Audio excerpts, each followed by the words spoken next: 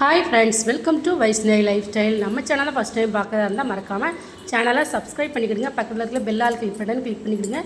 இந்த வீடியோ பிடிச்சிருந்தா மறக்காமல் லைக் பண்ணுங்கள்.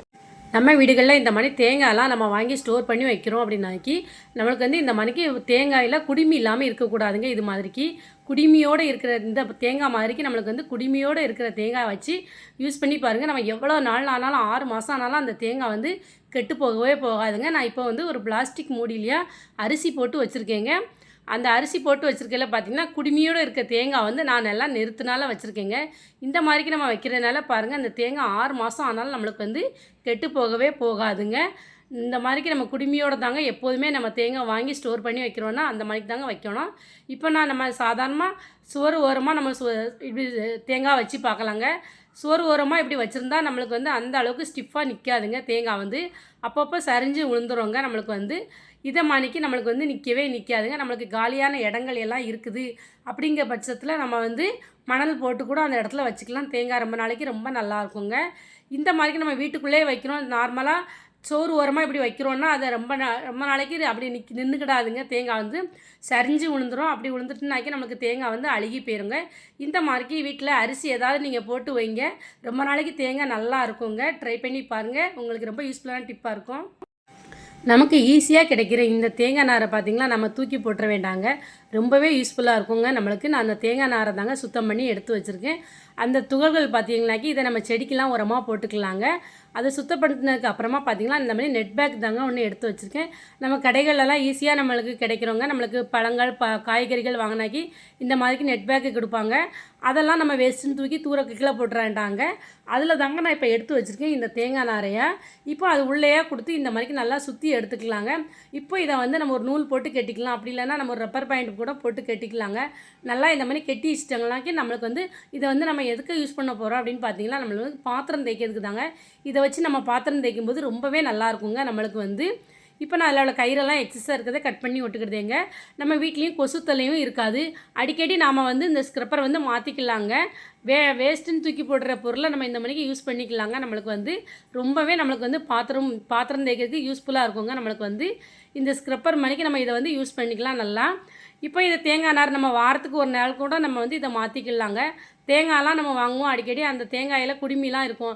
அதை வச்சே நம்ம இந்த மாதிரிக்கு யூஸ் பண்ணிக்கலாங்க. ட்ரை பண்ணி பாருங்கள், ரொம்பவே நல்லா இருக்குங்க. உங்கள் ஃப்ரெண்ட்ஸ் அண்ட் ஃபேமிலிக்கு ஷேர் பண்ணுங்கள். நான் இப்போ எண்ணெய் கவர் தாங்க எடுத்து வச்சுருக்கேன். இந்த எண்ணெய் கவர் பார்த்திங்கன்னா காலியான எண்ணெய் கவர் தாங்க. நம்ம இந்த மணிக்கு டப்பாவில் பாட்டிலெலாம் ஊற்றி வச்சுட்டு அதுக்கப்புறமா பார்த்திங்கன்னா இந்த எண்ணெய் கவரில் பார்த்திங்கன்னா கொஞ்சமாக ஆயில் இருந்துக்கிட்டு தாங்க இருக்கும்.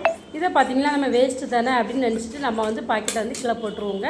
இப்போ நான் இது ஓரங்களில் எல்லாத்துலேயுமே நல்லா கட் பண்ணி எடுத்துக்கலாங்க.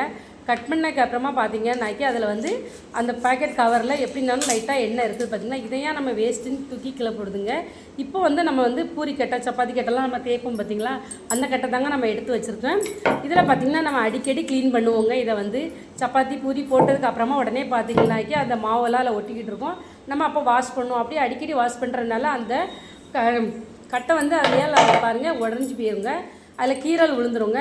அந்த மாதிரிக்கு கீரல் அதுவும் விழாமல் இருக்குன்னா நம்ம இதுக்கு இந்த மாதிரிக்கு காலியான பாக்கெட்டில் இருக்க எண்ணெயெல்லாம் அந்த கட்டை மேலேயே நம்ம இப்படி தடவி விட்டோம்னு அப்ளை பண்ணி விட்டோம்னா நம்மளுக்கு ரொம்ப நாளைக்கு நல்லா இருக்குங்க. இந்த மாதிரி பூரி கட்டையெல்லாம் நமக்கு இதுக்குன்னு எண்ணெயெல்லாம் போட்டு எக்ஸ்ட்ரா தடவிட்டு இருக்கேன்ட்டாங்க. நம்ம இந்த மாதிரிக்கு நம்ம வேஸ்ட்டாக தூக்கி போடுற எண்ணெய் கவரில் இருக்க எண்ணெயெல்லாம் இந்த மாதிரிக்கு அப்ளை பண்ணி விட்டோம்னா ரொம்ப யூஸ்ஃபுல்லாக இருக்குங்க. நம்மளுக்கு இந்த பூரி கட்டையை நம்மளுக்கு ரொம்ப நாளைக்கு ரொம்ப நல்லாயிருக்கும். ட்ரை பண்ணி பாருங்கள், உங்களுக்கு ரொம்ப யூஸ்ஃபுல்லாக இருக்குங்க இந்த டிப்பு. நம்ம வீட்டில் எல்லார் வீட்லேயுமே இந்த மாதிரி இஞ்சி பூண்டு தட்டுற கல் வச்சுருப்போங்க. இந்த கல்லில் பார்த்திங்கன்னா நம்ம அடிக்கடி ஒன்று ஒன்றா தட்டிட்டு எதனாலும் மிளகு சீரகம் பூண்டு எல்லாமே நம்ம தட்டுவோங்க. இதை பார்த்திங்கன்னா அப்படி கல்லோட சில டைம் ஒட்டிக்கிட்டு இருக்கோங்க. இதுக்கு நம்ம இப்படி ஒட்டிக்கிட்டு இருக்கேன் அப்படின்னு நினச்சிட்டு நம்ம சோப்பு வச்சு க்ளீன் பண்ணுவோங்க. இனிமேல் யாருமே அந்த மாதிரி சோப்பு வச்சு க்ளீன் பண்ணாங்க. சோப்பு பார்த்திங்களாக்கி சோப்பு வாடை அதில் போகவே போகாதுங்க. கொஞ்சம் கூட சோப்போட ஸ்மெல் அதில் இருந்துக்கிட்டே தாங்க இருக்கும். அதுக்கு நான் இப்போ இந்த மாதிரிக்கு தேங்காய் நார் தாங்க எடுத்து வச்சுருக்கேன். இந்த மாதிரிக்கு கல்லுலலாம் உள்ளதை பார்த்திங்கன்னா தேங்காய் நார் வச்சு க்ளீன் பண்ணுங்கள், ரொம்பவே நல்லாயிருக்குங்க. அதில் எந்த ஒரு ஸ்மெல்லுமே இருக்காது. நம்மளுக்கு அந்த இஞ்சி பூண்டு தட்டிருந்தோம்னாக்கி அந்த தட்டியிருந்ததுமே நம்மளுக்கு ஈஸியாக நம்மளுக்கு ரிமூவ் ஆயிருங்க. இப்போ இந்த மாதிரிக்கு நான் தேய்ச்சி காமிச்சிருக்கேன் பாருங்கள். நார்மலாக தண்ணி வச்சு கழுவிட்டு இந்த தேங்காய் நாரை மட்டும்தாங்க நான் வச்சு க்ளீன் பண்ணியிருக்கேன். எவ்வளோ சூப்பராக போயிருக்குது அப்படிங்கிறத நீங்களே பாருங்கங்க. இந்த மாதிரிக்கு நம்ம கழுவினாக்கி நம்ம வீட்டுக்கு எந்த ஒரு பேட் ஸ்மெல்லுமே இந்த இஞ்சி பூண்டு தட்டுற கல்லில் வந்து நம்மளுக்கு வந்து இருக்கவே இருக்காதுங்க. ரொம்பவே க்ளீனாக இருக்குங்க. சோப் வச்சு கழுவுனா அந்த ஸ்மெல் வந்து நம்மளுக்கு எப்படினாலும் போகவே போகாதுங்க. இந்த மாதிரி கல் உள்ள பொருள்களுக்கு வந்து இப்போ நான் அந்த மணிக்கு இடிக்கிற கல்லுலேயே நான் இப்படி க்ளீன் பண்ணி காமிக்கிறேங்க. இப்போ லைட்டாக அதை க்ளீன் பண்ணிவிட்டு தேங்காய் நாரை வச்சு நம்ம இப்படி தேய்ச்சி எடுத்தாலே நம்மளுக்கு வந்து ரொம்ப ஈஸியாக போயிடுங்க. அந்த இது வந்து பார்த்திங்கன்னா தெரியும் இப்போ எவ்வளோ க்ளீனாக நம்மளுக்கு வந்து போயிடுச்சு அப்படிங்கிறத. இதுக்கு நீங்கள் யாருமே சோப் போட்டு க்ளீன் பண்ணாதீங்க. இந்த மாதிரிக்கு ஈஸியாக நம்ம வீட்டில் கிடைக்கிற தேங்காய் நாரை வச்சு நம்ம க்ளீன் பண்ணாலே நம்மளுக்கு வந்து ரொம்ப ஈஸியாகவும் இருக்கும். அதே போல் நம்மளுக்கு வந்து எந்த ஒரு ஸ்மெல்லுமே இருக்காதுங்க. இந்த மாதிரிக்கு நீங்களும் உங்கள் வீட்டில் இருக்க பொருட்களை க்ளீன் பண்ணி பாருங்கள். ரொம்ப யூஸ்ஃபுல்லாக இருக்கும்னு நினைக்கிறேன். இந்த டிப்பு வந்து பிடிச்சிருந்தால் மறக்காமல் லைக் பண்ணுங்கள்.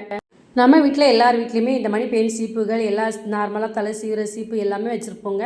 இது பேன் தொல்லைகள் அதிகமாக இருக்குது அப்படிங்கிறவங்களாம் அடிக்கடி இந்த மாதிரி சீப்பு வச்சு இழுத்துக்கிட்டு இருப்போங்க. அதில் பார்த்திங்கன்னாக்கி நம்மளுக்கு வந்து ரொம்ப அழுக்கு கரைகள் எல்லாமே இருக்குங்க அந்த சீப்பில் வந்து.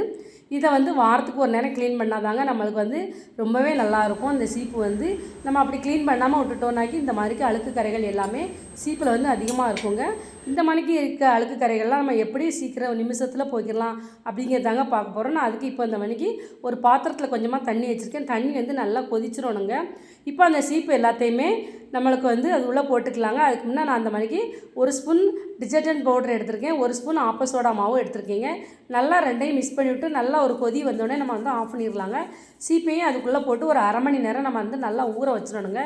ஊற வச்சதுக்கு அப்புறமா பார்த்திங்கன்னாக்கி இந்த சீப்பு எல்லாமே நம்மளுக்கு வந்து அழுக்கு கரைகள் எல்லாமே அப்படியே நம்மளுக்கு வந்து துருன்னு வந்து நிற்குங்க. நம்மளுக்கு இந்த மணிக்கு ப்ரெஷ்ஷை வச்சு தேய்ச்சி எடுக்கும்போது நம்மளுக்கு ரொம்பவே ஈஸியாக இருக்குங்க.